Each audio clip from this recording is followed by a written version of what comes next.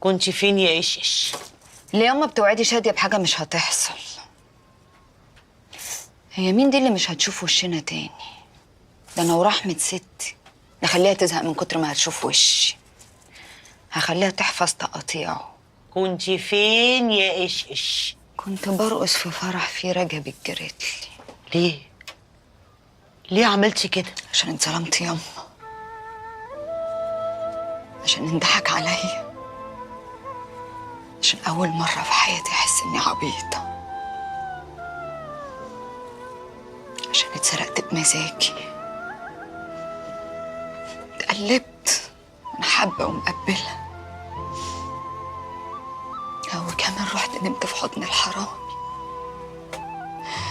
وقلت له اتفضل اسرق، مش محتاج تجري ولا تتخبى. اللي اتسرقت مبسوطة وراضية. كل يوم ياما بحلم بمختار، كل يوم بحلم بيه بيغتصبني، ووش الكلب خاله اللي كان عامل مأذون ما بيفارقنيش. ياما انا بقيت اخاف انام، بقيت اخاف انام احلم بمختار. الحاجة الوحيدة اللي هتخليني اعرف انام تاني